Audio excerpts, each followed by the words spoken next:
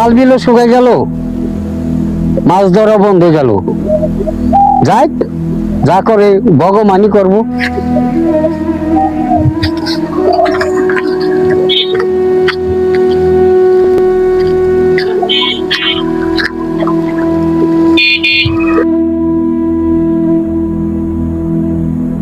পারি।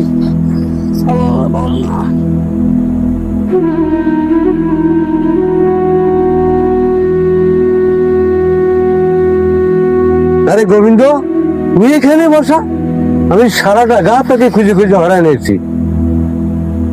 তা তোর মুখটা কতটা শুকিয়ে গিয়েছে কিভাবে রে? তুমি ঠিকই বলছো দাদা, আপন ভাইয়ের মতো খোঁজ খবর আপনি রাখেন। আমার যে রক্তের ভাই, সেও আমার কোনো খোঁজ খবর রাখে না। আরে এভাবে ছোট করে আমাকে লজ্জা দিস নি।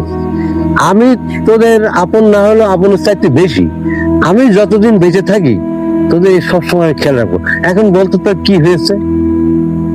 তা অভাবের কথা আর কি বলবো ভাই, ভেবেছিলাম আর কটা দিন মাছ মুছ ধরতে পারলে ঋণ করা শোধ করে দিব। তা মাছ ধরা বন্ধ করে দিল, কি করব ভাই? কোনো চিন্তা করো না, আমি তোমাদের উপকার করেছি, সামনে আরো করব।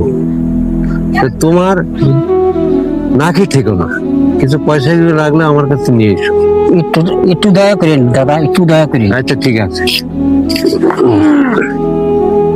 তাহলে এক কাজ কর, তুই রাতে আমার সাথে দেখা করিস। আচ্ছা, আর যদি এখন না চলতে পারিস তো তোর বৌদের কাছ থেকে কিছু চাল ডাল নিয়ে আসতে বলিস। আর রাতে আমার কাছে কিছু টাকা নিয়ে তারপর বাজার করিস। ঠিক আছে?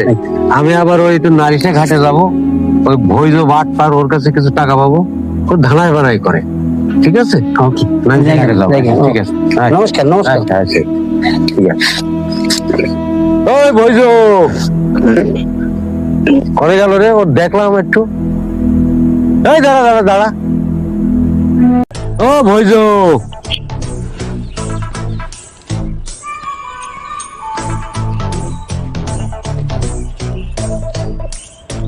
তা তুই লুকিয়ে লুকিয়ে এত টাকা কোথায় পালি? ওই মাছ ধরেছি। তো মাছ ধরা তো বন্ধ। বন্ধ তাতে আমার কি আসে যায়, আমি মাছ ধরবই। তো জেলে যাবি না?